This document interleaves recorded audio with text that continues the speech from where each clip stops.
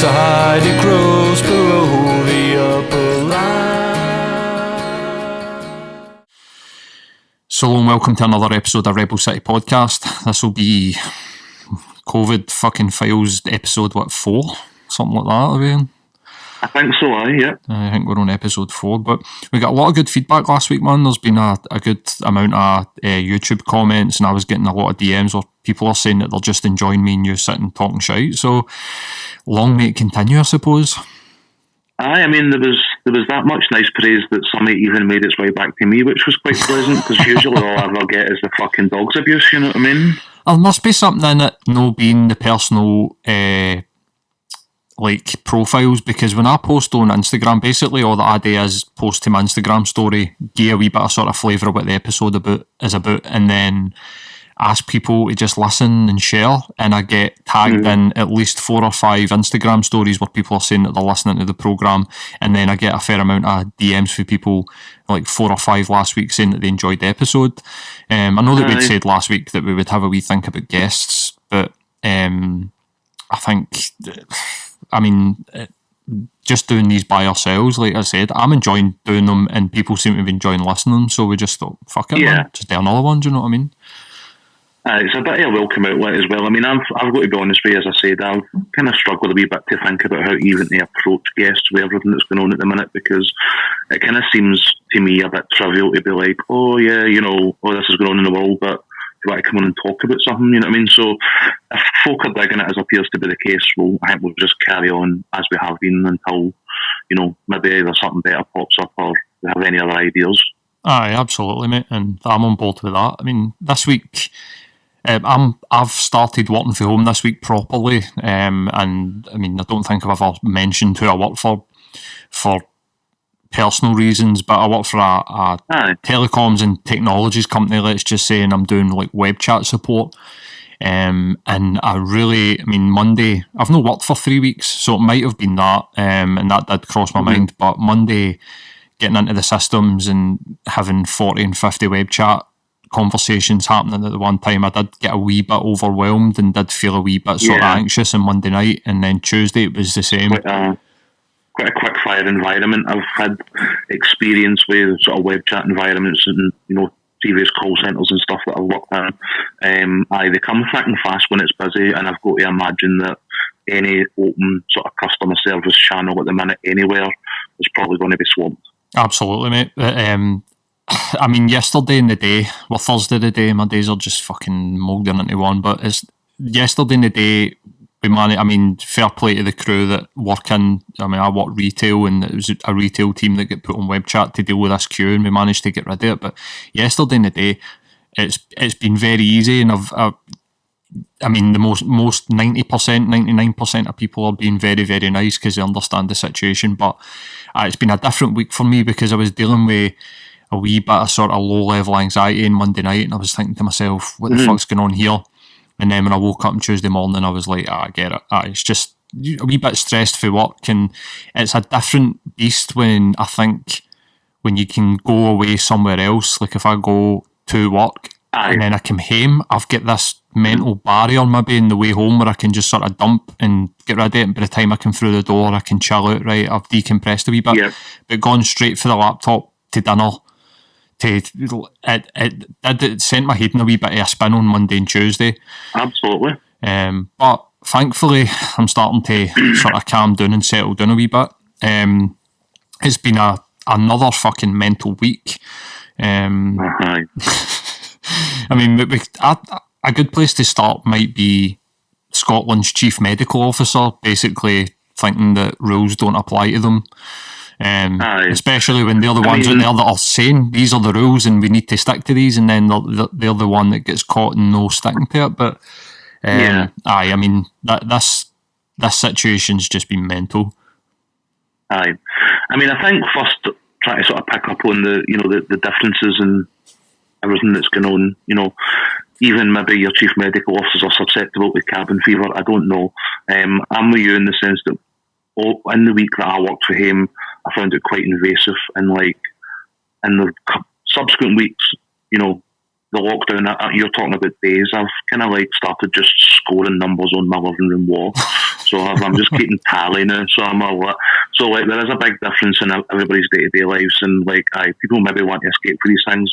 I don't think when your job is to like advocate for social distancing that, you know, going to your second home and taking your family was the best of ideas. It's, you know, if it was an ordinary day job that you were doing, and I get that the CMO and all the CMOs all around the world are facing a level of scrutiny that they might not have previously ever, you know, expected. Maybe some of them did, given that they're obviously professionals in this area. I don't know, but like this would be the equivalent of gross misconduct in our job. Yeah, you know what I mean? Like, so it's one of the ones where they went, oh, but she's had this glittering career and done great work on women's rights, women's issues, and you're like, cool.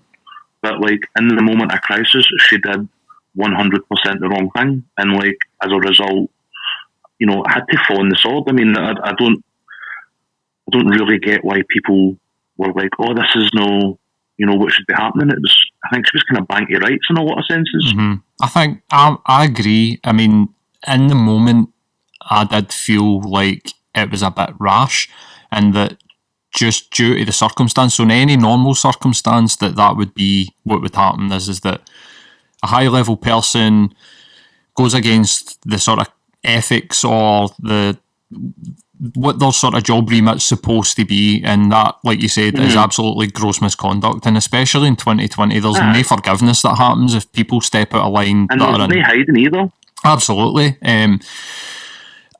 There was, but I thought when it got announced later that same day, or I think it was later that same day, I think I seen Loki come on and say that they've done the right thing. My initial thought was maybe this is the type of circumstance where she announces our resignation, but after this crisis. So once this crisis is out the road, I will be stepping down because what I've done has been unacceptable. But I did think that was maybe a caveat there where they could have went, I think that this is too big a deal and I want to stay in the position, I've got all the experience and blah, blah, blah, but after this is all said and done, I will step aside.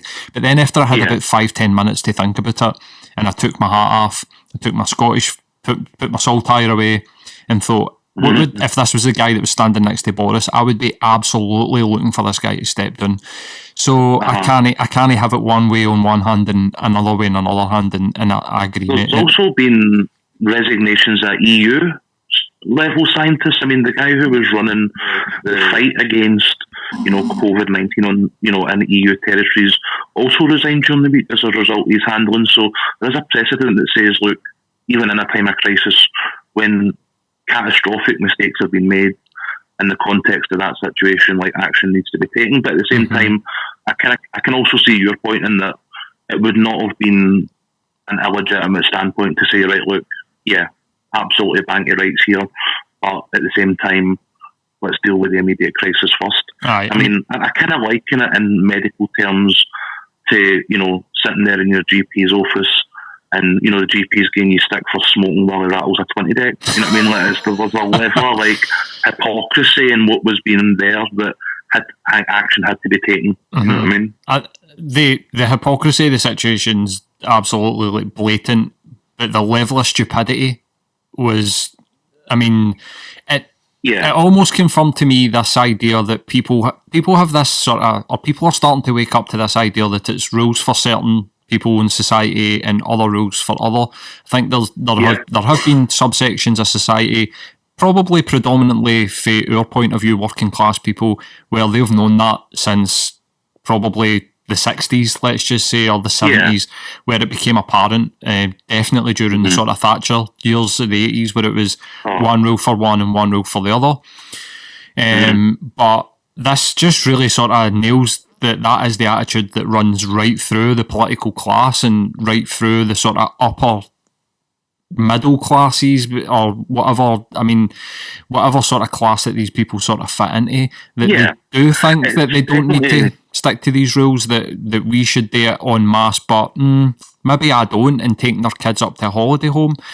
I think the main example, and it was one that when the sort of Scottish CMO story broke, I found quite kind of laughable, was that they were saying, well, this, you know, the CMO, the doctor got cited by the police, But then we've got Prince Charles and his entourage and blah, blah, blah. You know, just a couple of weeks earlier, you know, how come Prince Charles is not getting the same kind of stick? And, like, in terms of the context of their profiles right now, there is probably, like, a level of comparison that's maybe fair, but at the same time, not to the same extent. I mean, I just was like, well, is there a process in place for citing a member of the royal family? Or who's the, you know, imagine being the copper that gets that call, where you're like, you know, sitting at Windsor Castle dishing out a ticket for, you know, no social distancing. You know what I mean? Like, I don't. It's a bit of a weird one for me, where you're like, here's your £1,000 fine, Your Highness, and Charles was like, if you get change, you a £10,000 note. You know what I mean? Like, I don't think it was a fair comparison in broad terms. You know what I mean? How much weight does a £50 loitering fine have? When your ma's one of the richest people on the fucking planet? I don't know.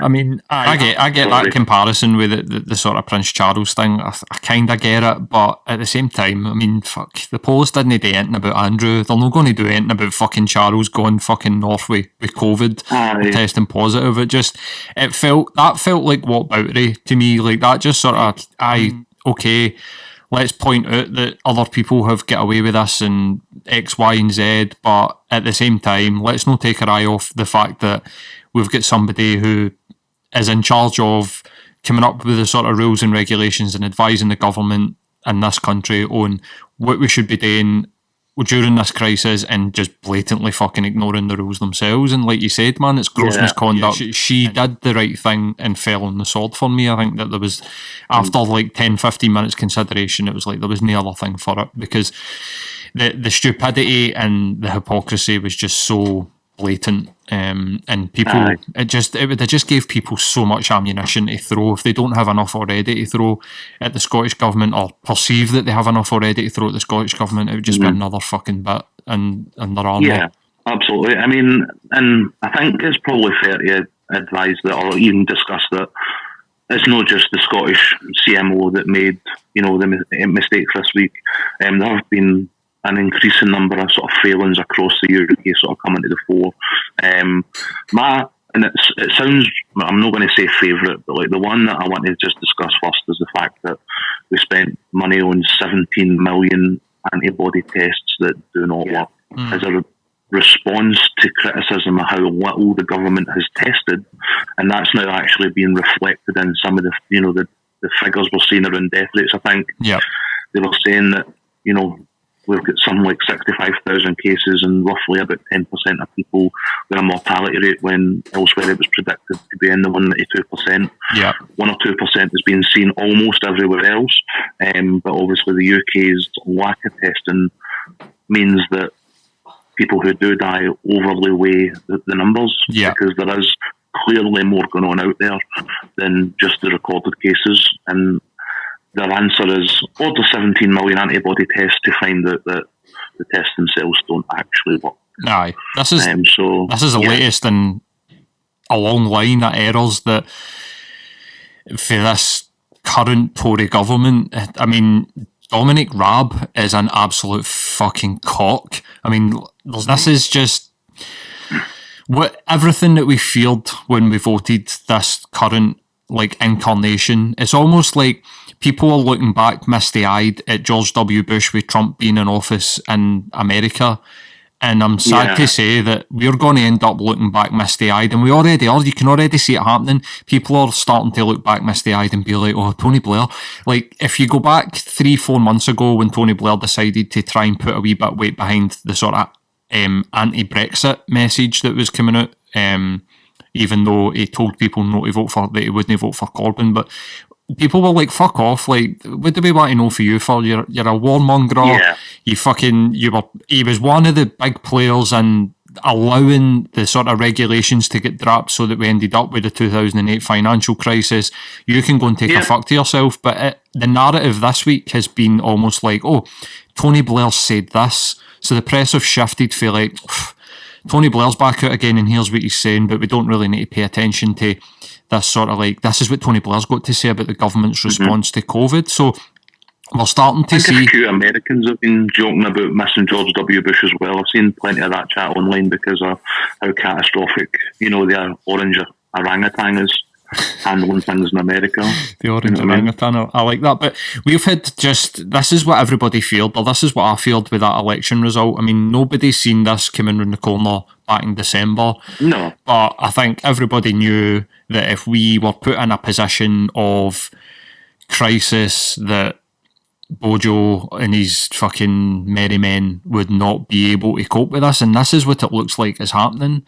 Yeah. I mean, who's the They've not Matt? painted themselves in a lot of glory. No, is it Matt Hancock? Is that the guy's Yeah. name?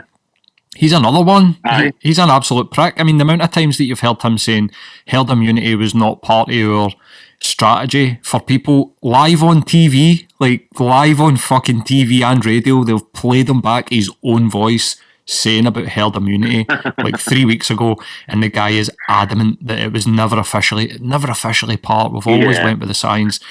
And these people are just, I mean, I'd heard this week there was quite a bit of talk about maybe like a sort of National Assembly, getting people from across all political parties to come together and help deal with this crisis, and don't just leave it down to the cabinet who are on Zoom calls fucking having video wanks with each other. But I mean, I don't know how you feel about that idea. I genuinely think that is the fucking best idea, and why have we not been doing that since the fucking beginning? It's unprecedented. We've never faced anything like this before. Why are we not down in tools of politics and party politics and just come together and fix this fucking mess, and then we can go back to the fucking stupidity of normal political life? Because the normal stupidity of political life is partly what's caused the issue. I mean, the Conservatives decide. I mean, I think Johnson, and we'll go into him in a few minutes, seen this as his potentially sort of Churchillian moment, that, you know, he was the man of destiny who was there to lead the nation through the COVID crisis, and then obviously shit got out of hand, and probably some sort of National Assembly or, you know, national government might have been a better idea for, as you say, an unprecedented situation. I don't know. It's you know, hard to pitch that one as a hypothetical. But this is the guy that was out shaking hands in hospitals and boasting about it at press conferences, and then all of a sudden he's got it, Cummings has got it, Gove's got it, and these guys that, you know, decided that they were going to be the ones to lead the nation through this are all in bed or in hospital wrapped up with the flu. And you're just like, how the fuck did you... I mean, you didn't just get it wrong on a national level for a number of the steps that were taken or not taken, but the number of them that themselves have then been exposed to coronavirus and had to take breaks and take hospital stays at a time of national crisis is absolutely incredible. And I think none more so than the Prime Minister. And obviously, I would say straight up front, so that there's no misinterpretation, that disliking somebody on a personal level or disliking their policy or their record is not the same as wishing any ill on them or reveling in anybody's ill health or potential death, because the only death I've ever allowed myself to revel in was Margaret Thatcher's, and that's the only one I'm allowing myself in, you know, the rest of my life. So I'm not going to revel in somebody else's ill health, you know what I mean? But at the same time, he's, you know, the personal embodiment of the weakness of his own policy decisions, you know what I mean, his own decision making and shaking hands and, you know, exposing himself. And as much as I'm perfectly happy to see him get better, like, his own condition in itself shows you how appallingly bad his approach to this whole thing has been so far. You know Absolutely. what I mean? I think the clap for Boris was ridiculous. You know what I mean? Let's clap for a guy who stupidly infected himself with his own behaviour and then passed it on to half his colleagues. You know what I mean? I mean, that's just Gammon's attempt at fucking virtue signalling. Like, people, the NHS has become a... And rightfully so, but it has become a political battering ram for the left, and it's that sort of that shining light of what that type of society that this maybe even the centre left or the centre and the left see as being one of the things that differentiates us for the rest of the Western world is the National Health Service and how it was created and how much we use it as like this sort of, I mean, foghorn for people about how we support our NHS.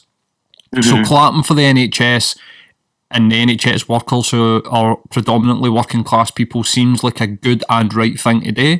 But going out there and clapping for somebody who, unfortunately for them, and I'm with you, so again, before I even start commenting on it, I don't wish death or ill health on anybody.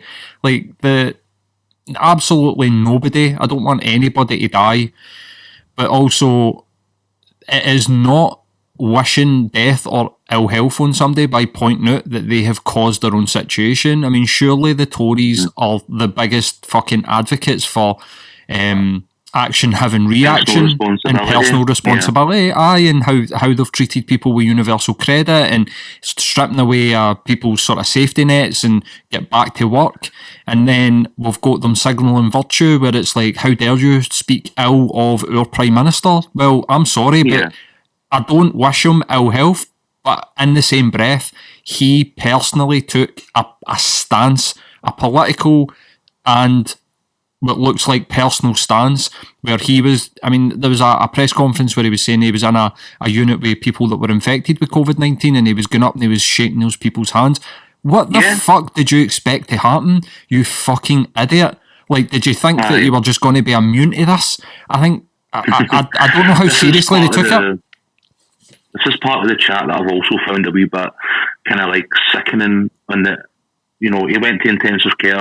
There was a genuine concern in the air, and I, you know, as much as I was aware of it, you know, it was something that I kind of felt other people were experiencing to an extent. But like,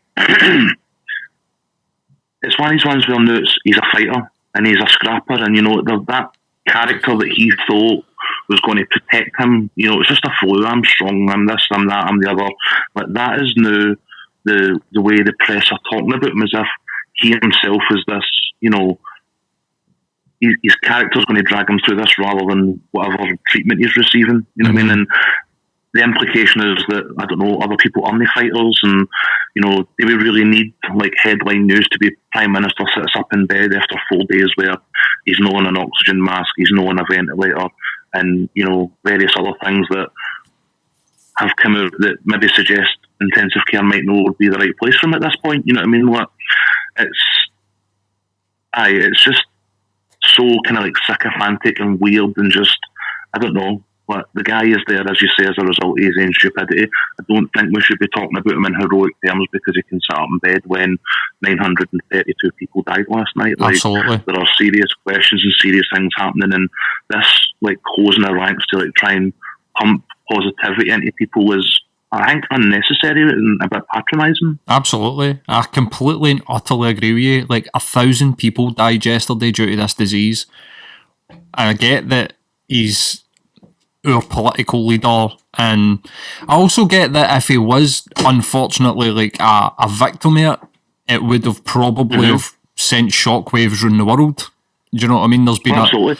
But it would have been a constitutional crisis in the UK because there's no meaningful line of succession. I know they designated Rab the designated survivor, which was a bit of a weird one, but there's no, as you say, vice president, there's no, as you say, line of succession in any sort of meaningful capacity in a British constitution. So thankfully, at a time when we already face an unprecedented crisis, we don't then also top it up with an unprecedented constitutional crisis with a backdrop of Brexit. You know what I mean? Like, there are some really catastrophic things that could have happened. So, yep, it is great that he's on the mend, and hopefully, you know, in the context of all this, he can get back to work and hopefully learn from some of the mistakes that have been made now to actually help make people's lives better on this one. Yeah, I mean, getting back to last week when we spoke a couple of conspiracy theories, there's a lot of sort of noise and a bit of rumours starting to go about that people are starting to think that this has just been a big massive publicity stunt, that this has been,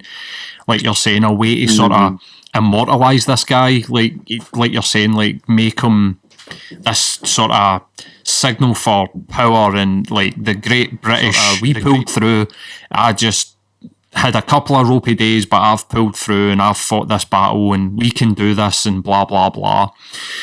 I'm not quite buying into it. I think that surely to fuck that they would get caught out if they were going to try and do that. Well, you'd imagine at some point he's health records will be a matter of public domain, you would assume, as inquiries on whatever else happened in the line. But again, I'm pretty happy to believe, given the nature of what's went on, that he has been genuinely no well. But how he got there is as a result of his own sort of avarice and his own stupidity and hubris, was the word I was looking for there.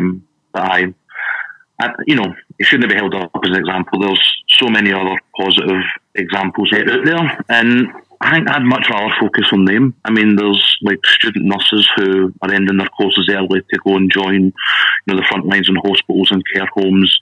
There's, distilleries and breweries who are retooling, their kit to put together hand sanitizer and donating it to the local communities. There's folk making, food en masse. There's even the other one I quite liked was companies who have 3D printing machines retooling all their kit to create personal protective equipment on like an unprecedented basis. Like the innovation and the speed at which so many people have switched on to this is something that I've actually found really inspiring. And I think, if we're looking for examples of this, great British spirit that, seems to be trying to be instilled in Johnson's character, I'd much rather look at these people and say, well, hold on, when I hear their words, these are the guys that I think of, so maybe give them a wee bit more love, you know what I mean? Fucking right, man. Absolutely. I mean, I watched a podcast last night, the latest Joe Rogan podcast. Can't remember the guy's name, but the guy is a AI specialist, so he works at some sort of massive company, and he's basically trying to create artificial intelligence within computer systems, and he'd said that the private sector in America has come together, or worldwide, that he was saying, worldwide. He was talking about companies in Britain, companies in Singapore, companies in America. He's like, we've come together in a way that has never been seen before. And this is an intelligent guy, more intelligent than my arm, and need to take his own face value. He reckons that the vaccine work that's been done, about 18 years worth of work has been done in the last 3 weeks. Wow. Which is insane. Fucking insane. Aye. They've literally downed their tools. They've stopped working on whatever technological advances or whatever it is that they're working for private businesses, and they've been instructed by those businesses to start putting whatever they can, their expertise, where can they use it? They can use it here, they can use it there. And that's what he's saying, that he reckons that 18 years worth of vaccine work's been done over the course of 3 weeks, and it was just mind-blowing. That's incredible. But the bad news was he still thinks it will take up to 18 months before they can roll anything out, but he was saying that is they're going to have a vaccination that could be the quality of 15 to 18 years worth of work in the space of 18 months. And I think that this is part of what we were talking about and what we've been talking about pretty much since the crisis, is that a lot of people are going to see that there is a different way of doing things. There's going to be better ways for us all to either come together for common good, like environmental purposes. Or these are the types of positivity, no the fake positivity or jumping out with your fucking tap off and your bulldog tattoo in your chest with a fucking pot and pan and shouting for fucking Boris. Like, that isn't the type of positivity that I want. The type of positivity that I want to hear is that private businesses have instructed their well-paid and their highly intelligent employees to put their heads together with some of the other highly intelligent people on the planet and get us some fucking solutions for this. Do you know what I mean? Absolutely.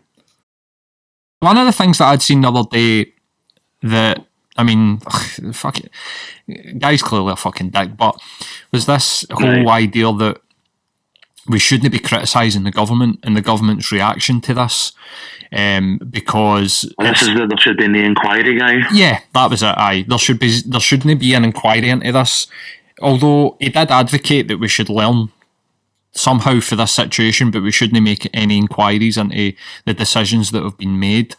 Now, I live with somebody who's self-employed, and I mean, other than an announcement to say that there's a potential, or let's just take it on face value again and say they're going to get money in June. This is something that's impacting people from the 23rd of March. We're potentially looking at the real proper, like, down tools, isolation, and impact on people. So they're expecting, this is just an example of how the government's decision, we need to look into it, how they've let people down, is that there is so many people out there that are self-employed, potentially single parents, that are going to need to go for the 23rd of March until the middle of June with absolutely no fucking money, no support other than universal credit. Mm-hmm. So it's a tough one, man. These are, I mean, I so get many that people are going to struggle in those terms. Absolutely. Absolutely. I get that this is, again, unprecedented, but I think that surely universal income, like a universal basic income, was the fucking common sense decision to make here, and not to inject money into private businesses to keep them afloat. I just, there needs to be some support for business. I get that. I understand that. But we're coming back to this whole sort of situation of economics above human life and people's livelihood. Do you know what I mean? There's been loads of stuff about homeless people, how homeless people are getting treated. Police are being instructed to get these people off the street, and how they're doing it is the same way as what they're doing to people that are breaking the social distancing and try to sort of issue tickets and fines to people, which just blows my fucking mind. I just don't understand, like, where we've decided that we can just abandon people like this. I think it's been a long process, and it's been the journey that we've been on as part of the UK for 20, 30 years. There's just the sort of symptoms of that. Like, as you say, I'm with you in this one. Like, these are the things we kind of go back to. I think I seen a tweet for Help Homeless in Glasgow saying that on their checks last night, they never found a single person on the street in the areas that they had checked because action around social distancing had been taken. And you're like, well, hold on. As we've said before in previous episodes, we kind of go backwards on that one. Like, universal basic income, as you say, probably would have been the easiest and fairest way to approach handing money out. But then again, people's incomes are wildly different up and down the country, and again, somebody who would have been better off on 80% of £2,500, 1,200 quid, is not the same as getting somebody who earns £800 a month, 1,200 quid. You know what I mean? Like, so, it's one of the ones where you would need to have a real, like, meaningful amount of money going to people to cover all the bases. But in terms of administration and emergency, just flat up, just going here, everybody, there's money back would have probably been a quicker and easier option. But ideologically, it's not something that this government is going to engage in. They've already been perfectly clear that that's the case. And we know why. It's because it would show austerity for what it is. If people had the time and the freedom to make more informed decisions about where they work and had that ability that, to say no because they had the income in the background, then, that's pretty much against, the policies of this government over the course of the last 10 years. They don't want workers really having a choice. They don't want people to be able to say no. You know what I mean? Like, so ideologically, it's the antithesis of what they stand for. You know what I mean? Like, so I don't, even in the face of this emergency, it was never going to happen here, I don't think. I think that's been pretty clear in terms of how they've approached this already, because, universal basic income has been discussed at length, and I think the Tories here have been completely clear in the fact that they want nothing to do with it. I mean, it's essentially, the silver bullet to austerity, and they would never give people access to it because it would immediately undermine their entire policy making across the course of the last 10 years. Yeah. It's a completely ideological decision that flies in the face of what people actually need. And I think it's something that we're seeing a few examples around the world, not just in the UK, where ideology is dictating a nation's response to this sort of virus. And obviously, pre-recording, you had mentioned some of the comments with the Brazilian president, who is the sort of South American Trump wannabe. Yeah. What was it he was saying? Just basically kind of like let the chips fall where they may. I mean, it looks he's out and about, and he's shaking people and he's hugging people. He's getting at smiles and waves, and he's getting into crowds of people, and their country's not going into lockdown. I read an article the other day which was really interesting by a guy who used to be a trader, and he made a lot of money in the 2008 crash, and since then he's became an economics expert, and he advises mainly banks and businesses on predictions. I think there's a lot of these guys that got that prediction right, and the big businesses and banks have realised that the guys that they've got in positions that were supposed to do that job didn't have a fucking clue what was going on. So it's like modelling now. Aye, so this guy's basically like an economic modeller. So that's a good sort of way to put it. And I read a short article that he had put up about his prediction for the sort of next 5 to 10 years, and he predicted that there would be mass starvation in South America and Africa, amongst other things. He actually made quite a lot of sense, because we spoke last week about when the Notre Dame cathedral burnt down, or it was maybe a couple of weeks ago. The rich and the famous and the powerful came out and started to throw down a couple of million here and a couple of million there, and I think they managed to raise something like 60 million quid a night to try and rebuild the Notre Dame Cathedral. And I had asked the question, and it was an open question, I think, that where are they now? Basically, where are these guys? Like, we need you.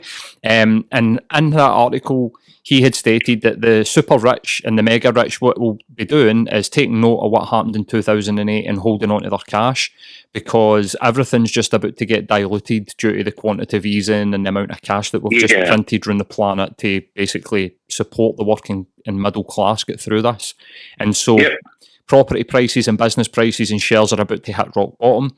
These guys will be holding on to their cash, according to him, on the advice of their financial advisors, in the hope that they can swoop in, buy all these shares, and the cash that's been printed by the government will then filter through to them, because they will just take that extra wealth that's been created. If there's 100 billion getting printed by the Bank of England, that's potential capital that they can get their hands on. So that's maybe explaining why that question we were asking, where the fuck are they when we need them? They're holding on to their socks. So they're waiting to see what happens, basically. Exactly. But the other prediction that the guy made is that in the financially unstable markets around the planet, mainly parts of Asia, Africa and South America, they don't have their own central bank. They don't have the ability to print their own currency.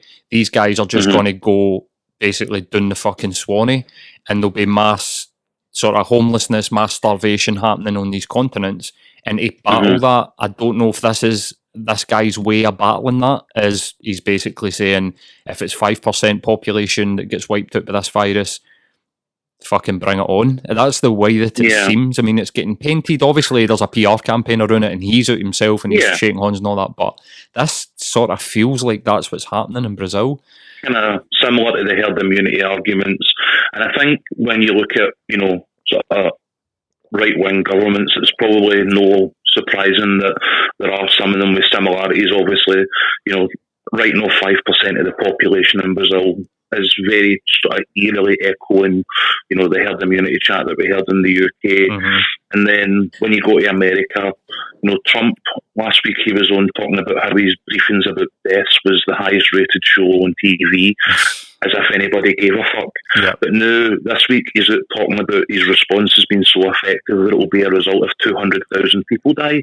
And you're like, dude, what the fuck? Like, this ideological sort of disconnect for, business and actual humanity is like really jarring and really sort of prevalent in the sort of rhetoric being used by a number of these guys on, the right wing.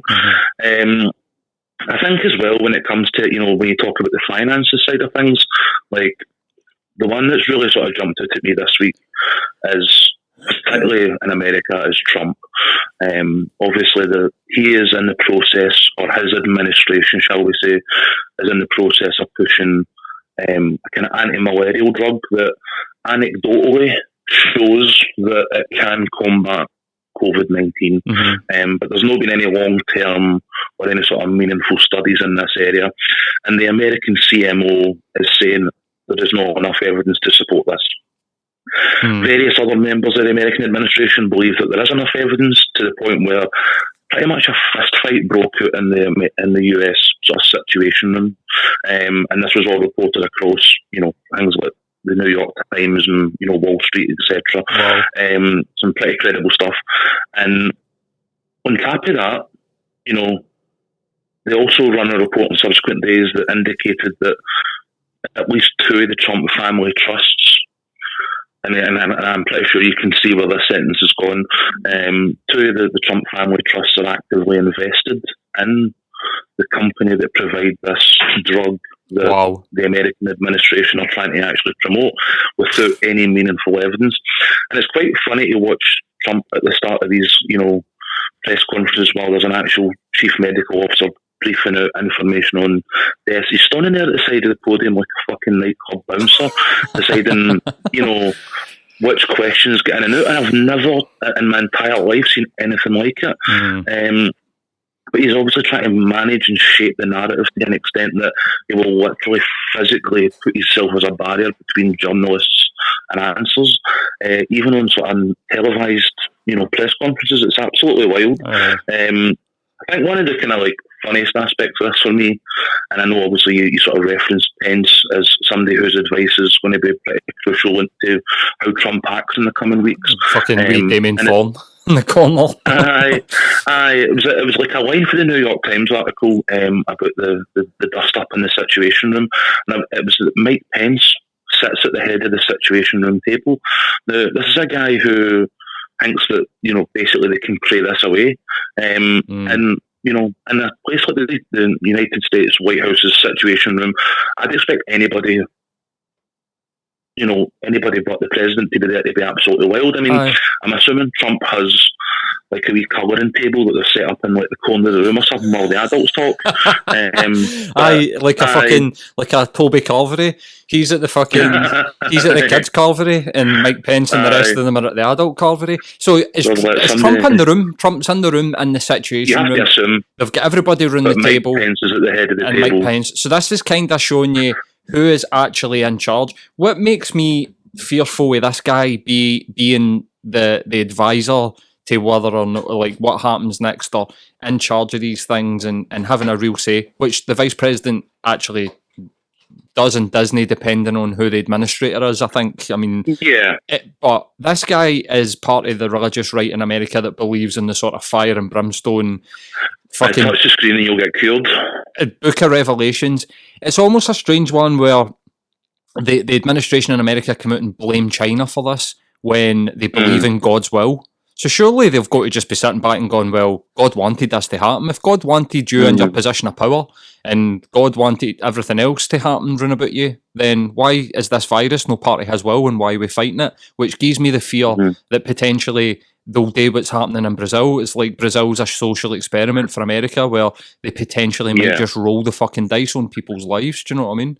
I think there's evidence that that's the case. I mean, all I was left with in terms of that New York Times article about this was just the image of Mike Pence sat at the head of the Situation Room table while the world falls apart at the seams. I don't know, man, the world's fucking whitest Bond villain. It was like Don Corleone, the guy, and the first fucking Godfather. The guy for this. You know what I mean? Somebody was pick the last person you want really running this. There'd be Trump, and then Pence would probably be a close second. You know what I mean? But again, it is the world that we live in at the minute. You know what I mean? We're led by the leasters. Absolutely. There's another worrying aspect coming out for the right as well, not just in America. I think that this will probably be across the board. This will be it'll be think tank sort of people in the Boris Johnsons or the Rees Moggs of the world, but the people that have actually got I don't want to say the brains, but the people that come up with the actual ideas that these guys run with, because these guys don't come up with the main ideas. There's people that sit behind it and come up with these sort of, like the Donald Rumsfelds, the guys that sit behind the George W. Bush and the Boris Johnson and actually feed them their fucking stupidity. There's a talk coming out of weighing up how many people will die due to the virus and how many people will die due to the economic downturn that happens after the virus. Yeah. Now, for my mind, economics, the market, currency, and how we live in that realm is man-made. So, if people are going to die like they have during the post-2008 austerity plan that we've seen get rolled out, and we've been told now that there was a different way of dealing with this. There could have been different ways of dealing with this. Why are they telling us that there are going to be set in stone unequivocal deaths that happen post this due to the economic downturn. Surely we have got that within our political control and within our clout. The economic downturn that happened after both the First and the Second World War were managed by the governments that were in place. Why can the guys that we've got in place now not see the fucking light? Do you know what I mean? Like, no see the fucking woods for the trees? They probably can, but again, we're back on ideology here. Do you think that a Tory government that spent the last 10 years, being responsible for tens to hundreds of thousands of deaths as a result of their policy making, as much as they have, acted largely in what you could argue is the nation's self-interest, even if they've reacted very sort of criminally slowly in a lot of places, do you think they're on the other side of this going to go, guys, do you know what? We really learned a lesson here. Like, we really need to make sure that our policies actually are fit for purpose to look after the people of this country. Or do you think they're going to go, thank fuck that, so no, let's get back to business? Oh, they're going to go, fuck that, sir, let's get back to business. But as we've been talking to each other over the course of the last sort of 4 weeks, that's the type of thing that the majority of the people seem in this country are, well, it might well just be within my own personal echo chamber. There's people in the country clapping for Boris Johnson. Like, our echo chambers are not, and as we've said, we've been disappointed politically so many times in the last 10 years that our echo chamber is not representative of what's going on in the rest of the country. It's true, man. That's very, what I mean? Like, true. There's people up and down the country clapping for an idiot who fucking got himself and half his workmates infected. Aye. Like, these people are sheep who do not have the purpose, the potential for critical thinking on this one. They just go with the flow because it's the easiest thing for them to do. You know what I mean? Like, they don't see change in their everyday life as a result of political change, so the same they day don't that, engage with it in the manner. That's it. The same day that Boris got let out of intensive care and the Sun ran a headline saying Boris is back in big bold white writing, 1,000 people died of the coronavirus. It was the single 1,000 biggest. People have died every night since. That's it, and it's the single biggest 24-hour every day since that day on Wednesday. We've had the UK has had the record for the single biggest 24 hours of deaths for this virus within mainland Europe or within Europe. So it's interesting to see the health secretary go, well, we've surpassed Italy, and they go, well, we've got a bigger population than Italy, so we would expect to have more numbers as a result. And they went, but what about Germany? Germany's got a significantly bigger population, but an absolutely massively less death rate. Oh, well, yeah, we are looking at Germany as an example. And you're like, that's not answering the question. That's just going, I noticed that as well. And you're like, what kind of fucking answer is that? Right. I mean, they think they can get away with that. I think the press needs to up their game a wee bit on this. For sure. And obviously, the Mattis girl Newsnight sort of dug out, coronavirus is not a great leveler, and the speech was nice, but we definitely need to see more of that kind of sentiment, because, like we were saying, in previous episodes, the press have a responsibility to scrutinise here, and as much as we want national morale not to take a hit, we can't be blind to the fact that the government's choices have left us in a position we are currently and looking in future to be the country worst affected by this. So yeah, big questions need answered, and we need more of that.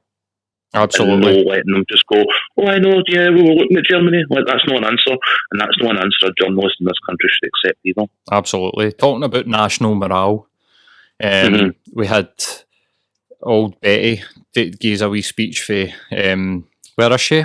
Where is she currently? She in the bunker? Fuck knows. Where are the royals? In the lizard den. In the lizard den. I mean, I personally didn't pay that much attention to it. Like, I don't watch the Christmas speech or anything. I kind of found it a bit odd, to be honest with you. I'm with you, where the Christmas speech comes out, I don't really pay a lot of attention to it. I know that given the scenario we're in just now, there is an almost kind of like wartime feel to what's happening out there in the country, and that announcements for the quote-unquote head of state, especially in the absence of a functional prime minister, are probably, to be expected.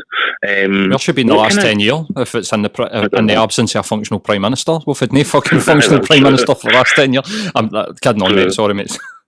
But like, there the Christmas speech is something that we've come to expect. So I don't think people really anticipate it in the same way that an announcement or a speech in a moment of crisis is anticipated. And like there was a sort of palpable anticipation about what the Queen was about to say. And I found that a bit weird. One, like you, I don't really engage with the royal family in that respect. But at the same time, I also kind of thought to myself, she never says anything controversial. She always says, like, pull together, or, you know, be nice to each other. Or, It's always a very broad, very generic message that you get. And I get that is possibly soothing to some people, as appears to have been the case. But I don't get what the anticipation of, like, guys, chill out and be nice to each other really was. All right. So my brain kind of was like, I wonder if, like, maybe she's about to announce something that is out with the norm, and that, you know, people in the know have caught wind of this, and that's why this anticipation is actually kind of starting to build. Right. And I did kind of like go down a bit of a rabbit hole thought process wise as to like what could she be announcing that could cause this stir amongst the, you know, the people that anticipate what she's got to say. Right. And I had kind of like toyed with putting like a wee poll up on the Rebel City Twitter feed. But I'm going to be honest with you, man. I absolutely shat it. So I'll give you the options, and you'll probably work out why I didn't post it. To be fair, so the first one, given that we're at a time of crisis, was that maybe somebody in the royal family had died as a result of coronavirus. My money would have been on Prince Philip, given he's had, you know, he is whatever 256 years old. Looks like he's dead already. Yeah, he's been ill recently and stepped back from public life and blah, blah, blah. And, you know, this ticks a lot of the boxes that we're told to look out for in terms of vulnerabilities to coronavirus. So I thought maybe there was a chance that Philip had died and this was going to be the announcement. Obviously, that wasn't the case. The second one was that she was donating some of her wealth to help the people at the NHS during this crisis. Don't laugh. You know, they were going to take the empty Buckingham Palace and turn it into like a, you know, 800-room, you know, super hospital or whatever it is during the process of this. But yeah, again, that wasn't really it either. I know that during this process, you know, people are dealing with a lot of boredom. You know what I mean? A lot of people try to amuse themselves. For sure. There's only so much Netflix you can watch. You know, there's only so many podcasts that you can listen to per se. So I thought maybe she was going to try and do a bit to alleviate the national boredom and like declassify the files on her killing Diana so that we all had something to read. Which again, oh fuck. That would have been interesting. That would have been a very interesting 24 hours if they had just went, forget your Netflix, forget all your whatever you're doing, sit down, here's the declassified fucking files on the death of Diana. I think it was definitely kept us busy for a couple of days at least, you know what I mean? Absolutely. She's just wanting to be a part. Absolutely. I think the last one as well, which, you know, definitely was the one when I typed up the tweet, I was like, you know what, actually, no, don't post this shit, man. Like, and it's that, like, in the UK, you know, people seem to go mental for a royal baby. And, like, I thought that, you know, maybe the Queen was going to do her part and just, like, announce that she was pregnant. Oh, who would be the da? Who's the guy that's supposed to be? Probably quite a lot. I was going to say quite a lot of the Celtic supporting fans are probably shouting Michael Fagan. Michael Fagan, absolutely. Right now. Who's supposed to be Harry's da? Who was that guy again? The Hewitt. Maybe it was Hewitt, but I would have probably put my money on Randy Andy being the fucking another fucking inbred fucking piece of shit getting shot out. She's too old for him. What's kind of telling about that situation is that probably the least likely one of all the options is probably the wealth. The one that my gut told me was the least likely to happen was that she would gear wealth. Like, I seen a thing the other day where it was an advert on, it might have been a clip for a newspaper, I can't even remember, but somebody had posted it. And it was, we need to raise £30 million for the NHS. And again, they're asking me, you... do you know what I mean? Normal people. How about the fucking Queen gives up her £28 million fucking yearly allowance and gives that to the fucking NHS, or one of her many billions that her family, or like you said, man, I think that giving up vacant fucking palaces to NHS workers, either to like they've done with the hotels for comfortable places for people to stay, or as a fucking mega hospital instead of erecting a fucking gazebo in the middle of fucking wherever and filling it full of beds. I don't know, man. That probably get me a wee bit on side with the fucking bastards. There was a thing where, do you know what I mean? But there was a thing where I seen a bit of engagement where somebody had posted, who cares what the Queen says, and somebody had come in and said that she's the head of state and it's part of her role and have some respect. I mean, in my lifetime, that family has done absolutely fucking zero to gain my respect. I get that there's a Prince's Trust, that there's a lot of sort of infrastructure charity work where there's a couple of thousand people within a charity that work where one of the Windsors is the figurehead, but they've done nothing to earn my respect as a human being. Absolutely fuck all. They're amongst the richest people on the planet. They're our head of state and they do nothing but take and don't give an adequate amount back. If they took 29 million out of your taxpayer coffers and there was £1 billion going back into it, fair fucks. But I don't see the respect that some people within the countries that we live within the UK just think that they've got to give these people respect because her great granddad managed to swindle somebody or beat somebody in a fucking battle to get his title. Like the actual speech itself, and I like the message about we need to look back at this time and be proud of how we acted, and I think that that is a message that should run right the way through society for government, business, and all the way down to individuals. But see, in my mind, see your speech, your 10-minute speech in front of your fucking gold piano or whatever you are, you can fucking ram it up your hole because you have done nothing to support this. Why are they not making announcements about donations? Why is she no telling us what that they're doing? They've ran away to... It looks like they've ran away to Aberdeen, to their fucking mansion in Aberdeen, and they'll come back out their fucking hole when the virus has been and gone. Like, this isn't we're in this together. Like, we're not in this together. Do you know what I mean? Like, you've got a fucking 20-bedroom palace or whatever to go and roam in grounds. They're probably away fucking pheasant shooting. Like, genuinely, like, I'm just fuck them. Do you know what I mean? That's what I can say on it, man. I mean, I kind of agree with you. I mean, I do get that, like the sort of political bubble that we were talking about just a few minutes ago. Like, this is probably another one where the overwhelming majority of folk probably don't agree with us across the UK. But again, I'm with you. I don't see a meaningful cost benefit going on with what goes in versus what comes out. And in times of crisis, I think we should be able to expect more than words for the people that want to try and lead us through this situation. And I don't think either of the two of these things are sort of evident here.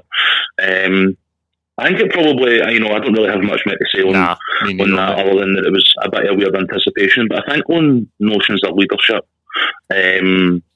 we have a new Labour leader.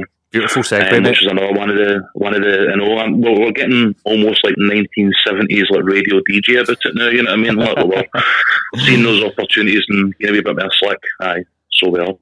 Sir Keir. I'm a bit underwhelmed. I'm going to be honest with you. I think the Labour Party has went for somebody who sections of our press and media wanted to portray some sort of socialist guerrilla, and we're now they're having a Labour Party movement that is led by a knight of the realm. It's a bit of a switch up. Absolutely, for me. mate. It seems. I mean, we've already seen him out sucking the fucking teat Rupert Murdoch, and I mean, he's pretty much done like sort of written statements in a lot of the newspapers. Other than being massively disappointed at the fact that we had how long 8 years listening the press pretty much smear Jeremy Corbyn, who was actually a bit of a political radical, and I would say, I mean, as much as I don't agree with 100% where the guy was going, I would have much rather that guy was in charge right now. I think that we would be living in a very, very different country had he won the last general election. I think we'd have probably seen universal basic income come in straight away, like we've seen in Canada. The main disappointing thing for me is it seems like a cynical move by the Labour Party to move back to the centre ground to try and win whatever next election comes up. Definitely. I mean, I think, to be honest with you, I've seen his announcement for what looked like, his whole cupboard. As I'm assuming he must have done it in between games of hide and seek with his wins. And I kind of was reminded of the episode of Futurama where there's the election and they have the two identical candidates standing next to each other, and you've got David Johnson versus John Davidson. And this is the type of candidate that I look at Keir Starmer and I think, well, he's like a slightly diluted version. So the guy McIntyre, Drew McIntyre, right? Drew McIntyre, that's one, mate. As I say, I know he's a Rangers man because he's been having a bit of back and forth with Sutton since the win. I've got to be honest with you, I think it's probably for me anyway, is a bit of an indication of how understimulated we are. Because I got up on Monday morning and my entire Twitter feed was just spammed up with wrestling. And I'm not trying to be doing on it. I get that, as entertainment, there is some serious skill and some serious dedication involved and stuff like that. It's just not something that I personally have a lot of interest in. So to see so many people on both the Rebel City feed and my own personal feed be so intense about wrestling, I was like, all of these people into wrestling and I've just not noticed, or is there an element where this is the only thing resembling sport that's happening and people have just jumped on it? You know what I mean? I was the same. I think it was a bit of both. I think that it's probably just been the lack of other things happening has amplified it onto your feed, and also people out there that are starving for sport and starving for the football to come back, or the rugby or the golf or the Formula One, or just jumping on anything that they can get. I mean, it is essentially soap opera with spandex, muscles and sweat. Do you know what I mean? Yeah. But also, how do you socially distance when you're wrestling somebody?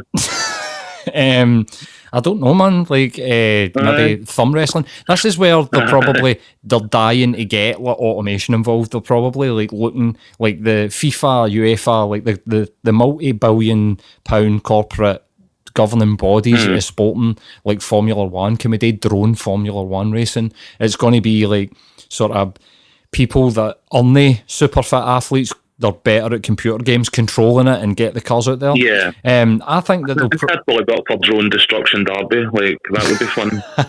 That would be a lot of fun, man. I mean, I mentioned a couple of weeks ago that I fucking watched the highlights of the Celtic.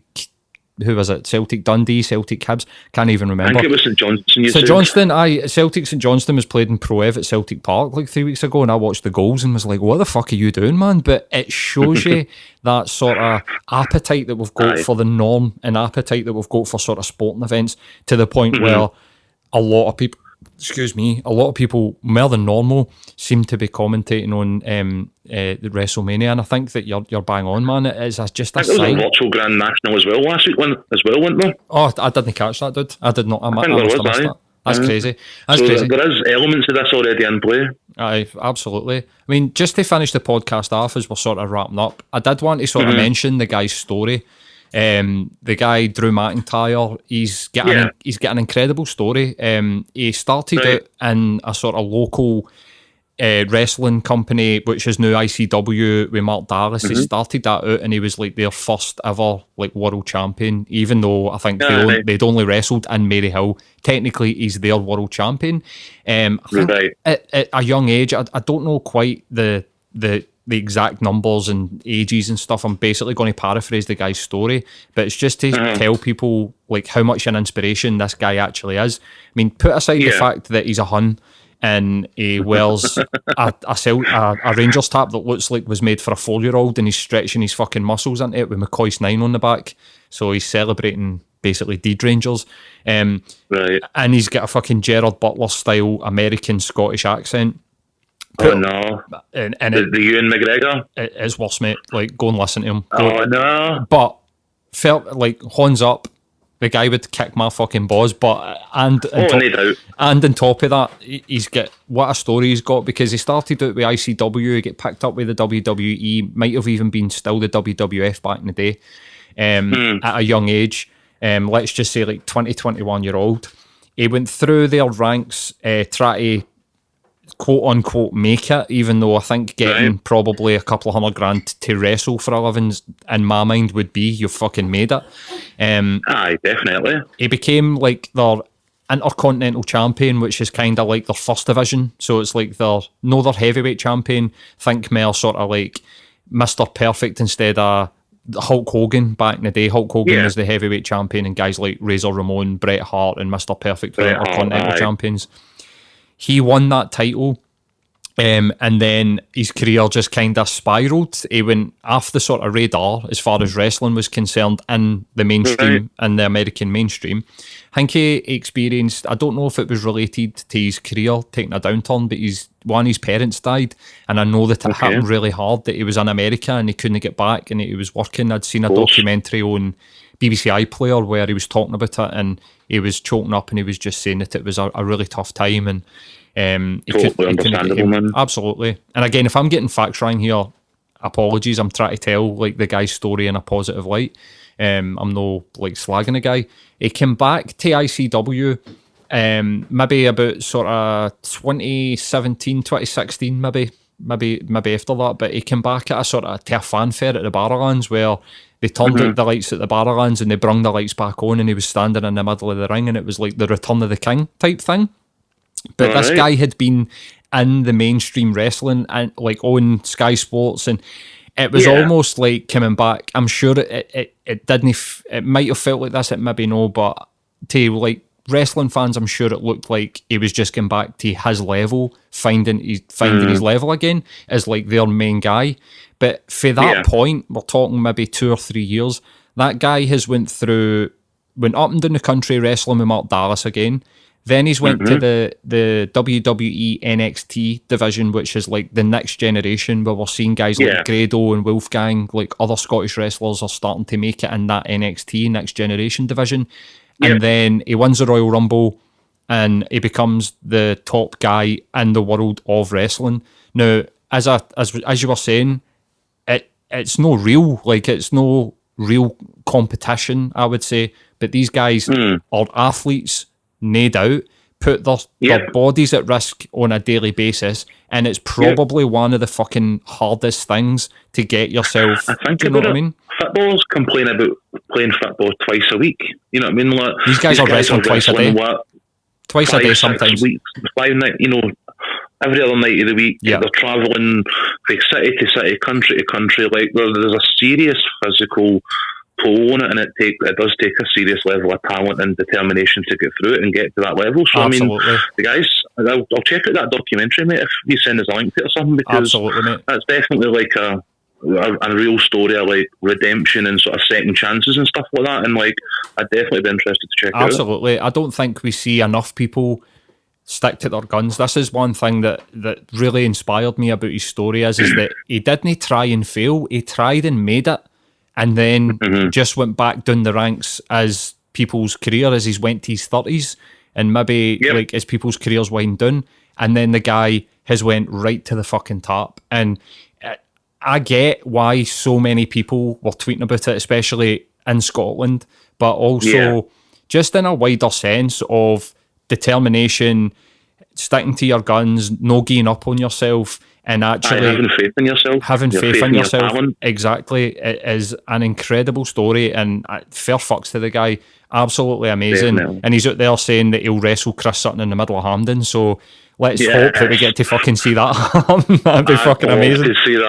I'd love to see that. It would be, I'm sure, every Rangers supporter on the face of the planet would probably like to see it as well, but that would be fun. Absolutely. But I just wanted to wind up with that, man.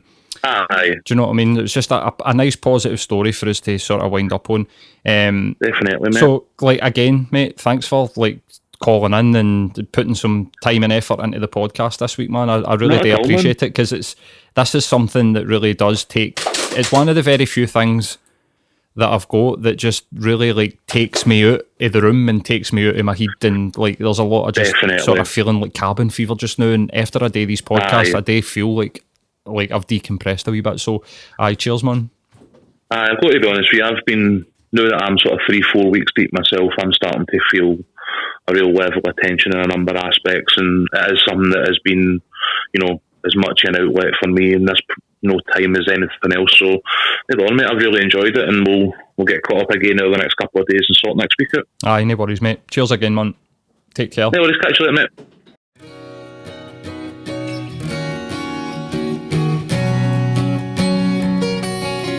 You know you show the fear inside, it grows below the upper line. Oh, you know you tried to hold you tightly by my side when all is crashing down. You'll never reach the surface, you live underground. Sky fire comes around when the steel ring falls to the ground. There is panic on the streets, a blackened sea full of shuffling feet. Sky fire, can't you see? You can try but you won't break me.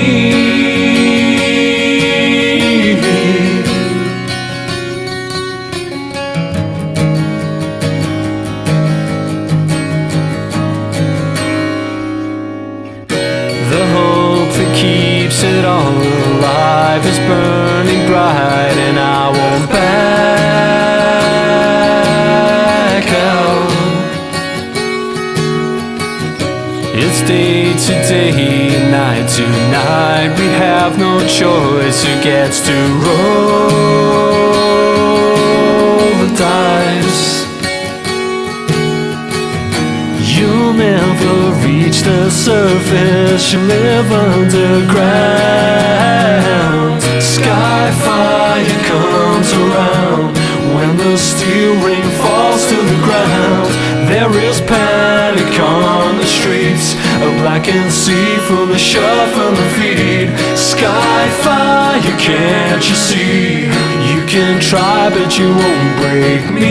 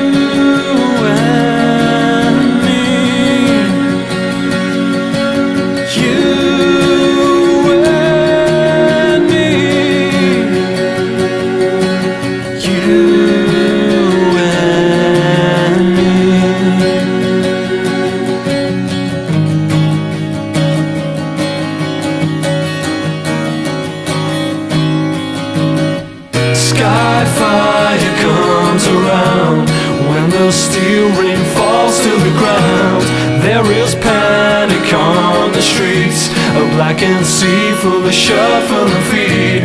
Sky fire, can't you see? You can try but you won't break me.